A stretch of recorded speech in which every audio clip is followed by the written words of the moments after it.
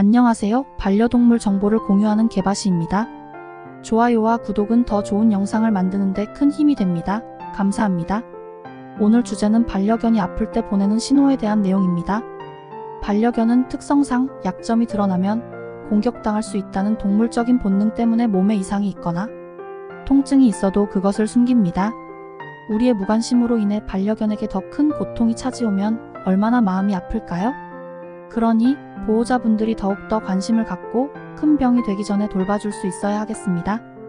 반려견은 자신의 몸에 이상이 왔을 때 어떤 신호로 불편함을 호소하는지 정리해 보았습니다. 바로 시작합니다. 첫 번째, 식사량이 감소합니다. 반려견이 아플 때 가장 빨리 알아챌 수 있는 신호는 바로 식사량이 감소한다는 것입니다. 평소보다 음수량이 증가되는 경우에도 신장질환이나 염증성 질환을 의심해 볼 수 있습니다. 식욕부진은 어딘가 불편하다는 신호입니다. 크고 작은 불편함이나 고통을 수반하는 경우에도 식욕부진은 공통으로 나타나기 쉬운 신호입니다. 우선 위장 문제나 기생충 감염 등을 의심하셔야 하고, 몸무게가 10% 이상 감소했다면 바로 동물병원을 방문하셔서 도움을 받으세요.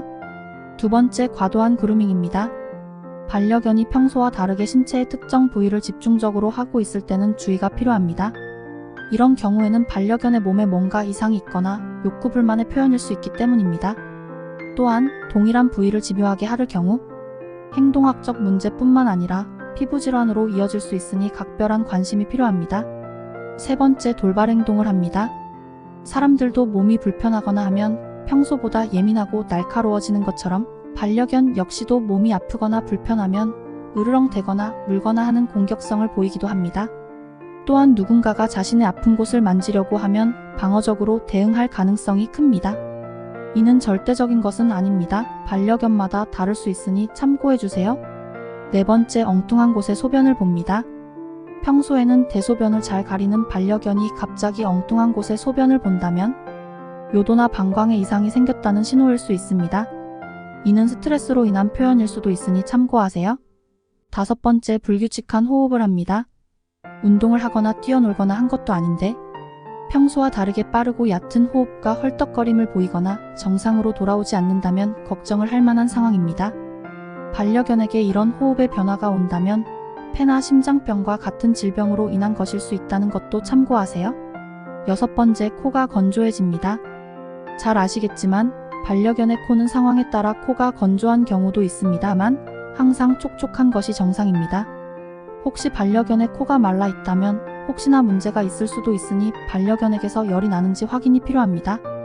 열이 난다면 몸 어딘가에 이상이 있다는 신호입니다. 일곱 번째, 활동량의 변화가 나타납니다. 반려견이 나이가 들었거나 날씨가 덥거나 할 때는 활동량이 줄어들 수는 있습니다. 하지만 특별한 원인이 없는 것 같은데 기력이 없거나 산책이나 운동을 피하는 경우에는 고통이나 불편을 느끼고 있다는 확실한 신호입니다. 이럴 경우에는 바로 동물병원을 방문하시길 바랍니다. 여덟 번째, 다리를 절거나 걸음걸이가 이상합니다. 반려견이 다리를 절거나 걸음걸이가 이상하면 관절에 이상이 생겼다는 신호일 수 있습니다. 관절에 문제가 발생하는 데는 여러 가지 이유가 있을 수 있을 텐데요. 반려견의 관절 질환의 원인 중 70%가 미끄러운 바닥 때문이고 그중 60%가 5세 이전의 슬개골 탈구에 걸린다고 합니다. 우리나라 반려견의 90% 이상이 사람과 함께 실내 생활을 하고 있는데요. 우리나라 가정의 대부분이 마루로 되어 있는 상황이다 보니 그로 인해 관절에 무리가 가는 경우를 자주 볼 수 있습니다. 마지막으로 반려견이 몸이 아플 때 기타 증상을 나타내기도 하는데요. 가장 많이 나타나는 증상은 구토, 설사, 발열 등은 쉽게 알아챌 수 있는 증상들입니다. 가정에서 키우고 있는 반려견이 위와 같은 증상들을 지속적으로 보인다면 진료가 필요하니 가까운 동물병원을 방문해주세요. 반려동물과 오랜 시간 행복하기 위해서는 신체적인 건강도 중요하겠지만 심리적인 건강도 정말 중요합니다. 반려견은 산책을 통해 스트레스를 해소하니 하루 한 번 이상은 꼭 산책을 통해 심리적인 건강도 챙겨주시면 좋겠습니다. 여기까지 반려견이 아플 때 보내는 8가지 신호와 증상에 대해서 알아보았는데요.